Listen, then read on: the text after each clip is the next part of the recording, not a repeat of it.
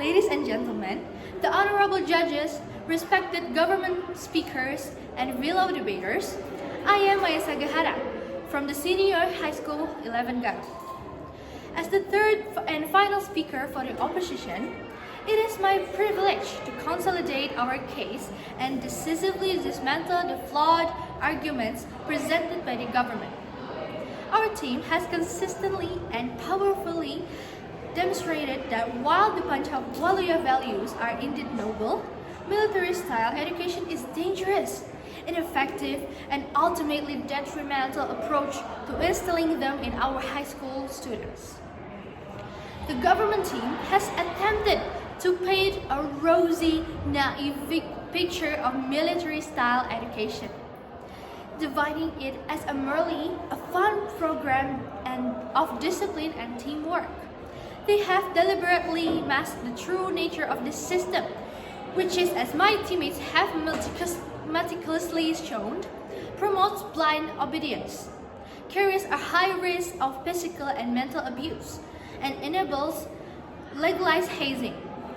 They are selling a dream, but we are here to open your eyes to its dark reality.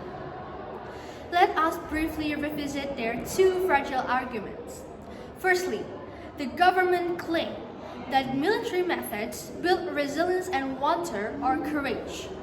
This is a profound misunderstanding of true courage. As our first speaker so eloquently stated, their methods do not create genuine resilience. They breed fear, wrapped in discipline.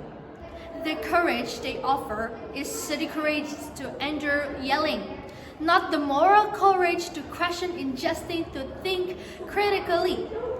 True wonder is about daring to think differently and challenging wrongdoings, both of which are brutally suppressed in militaristic system. They don't build warriors, they create robots. Secondly, they argued that this method fosters teamwork and bagur or kindness through korsa spirit. This is even more dangerous.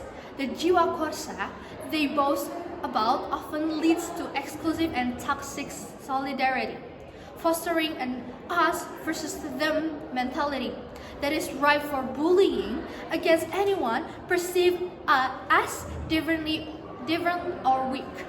The value of bagur embodies universal empathy, not conditional kindness reserved only for members of an exclusive group. Their methods do not foster kindness. They cultivate a dangerous group environment and actively excludes others. The thread of the opposition team's case has been clear and unwavering. Military-style education is dangerous, shortcut that fundamentally betrays the noble values of Panchawalaya by cultivating a fragile and false character.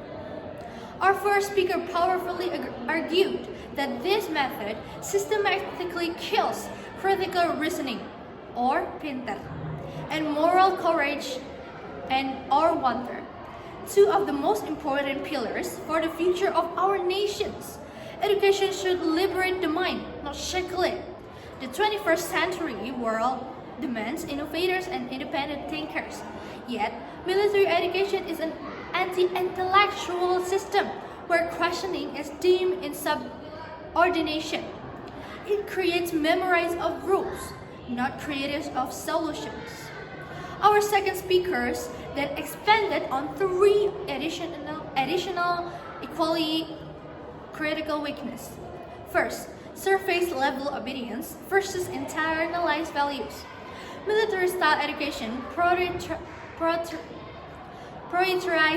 strict discipline and hierarchy, leading to mere compliance rather than genuine internalization of values. As Alfie Kohn notes, an external pressure rarely fosters intrinsic motivation or moral reasoning. Students do what they are told out of fear, not conviction, and this compliance vanishes once authority is removed. A 2019 study by the American Psychological Association confirms that authoritarian models suppresses self-regulation and moral reasoning, which are vital for lasting character. Second, more effective alternatives. We presented clear, scientifically proven alternatives that genuinely foster Pancawaluya values. Project-based learning encourages collaboration and responsibility. Restorative justice practices teach empathy and accountability. Student leadership and community service empower students and foster courage and caring organically. UNESCO's International Bureau of Education and Singapore's successful character education frameworks, which avoid military drills, stand as testament to these superior approaches.